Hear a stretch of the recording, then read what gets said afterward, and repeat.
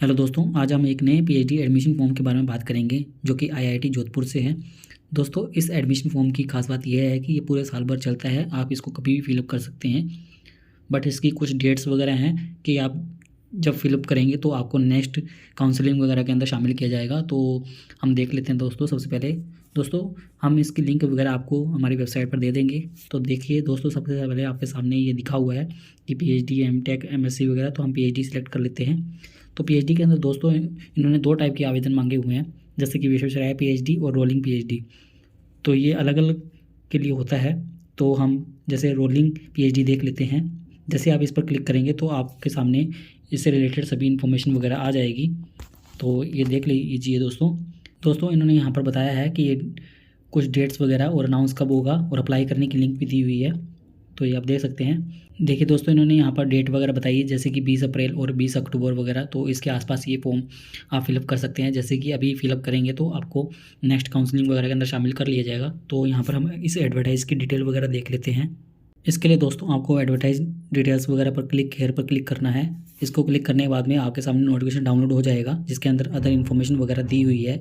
ये देखिए दोस्तों, नोटिफिकेशन डाउनलोड होने के बाद में ये नोटिफिकेशन आपके सामने आ जाएगा।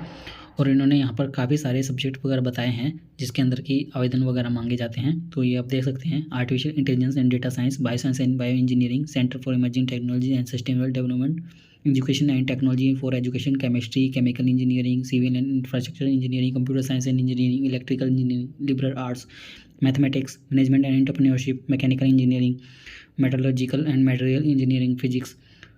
और आगे कुछ एडिशन में और भी सब्जेक्ट वगैरह डिसिप्लिन वगैरह बताए गए हैं। तो आप इसके अकॉर्डिंग देख सकते हैं। और अप्लाई करने की लिंक भी यहाँ पर दी हुई है इंडियन नेशनल्स के लिए और फॉरेन कैंडिडेट के लिए। तो आप इनके थ्रू अपना आवेदन कर सकते हैं। वैसे लिंक आपको डायरेक्ट आवेदन करने की लिंक हमारी वेबसाइट पर मिल जाएगी, जहाँ से आप आवेदन कर पाएंगे। आगे दोस्तों इन्होंने यहाँ पर कुछ और डिटेल्स वगैरह दी है कि ये ईयर के अंदर 2 बार लिया जाता है, फर्स्ट सेमेस्टर और सेकंड सेमेस्टर के लिए। और जो एप्लीकेशन आप 20 अप्रैल तक फिलअप कर सकते हैं और एक 20 अक्टूबर तक फिलअप कर सकते हैं।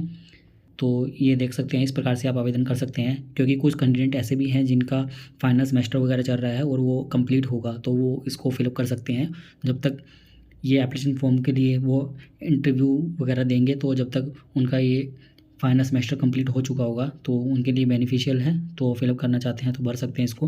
और एप्लीकेशन फ़ीस भी दोस्तों काफ़ी कम है, 300 रुपये एप्लीकेशन फ़ीस है जनरल EWS OBC वगैरह के लिए, और 150 रुपये SC ST और PWD कैंडिडेट के लिए है, देख सकते हैं। और यदि आपको कुछ इन्फॉर्मेशन और चाहिए, कोई इनसे कॉन्टैक्ट वगैरह करना है, तो यहाँ पर इनकी email ID वगैरह भी दी हुई है। तो ये देख सकते हैं, email ID दी हुई है यहाँ पर। और दोस्तों इन्होंने बताया है कि यहाँ पर शॉर्टलिस्ट किया जाएगा रिटन टेस्ट और इंटरव्यू के लिए, और डॉक्यूमेंट्स वगैरह देखे जाएंगे। और यहाँ पर इन्होंने कैटेगरी बताई है कि फुल टाइम रेगुलर के लिए मांगे जाएगा, स्पॉन्सर्ड हो, फुल टाइम, पार्ट टाइम वगैरह, ये सभी के लिए।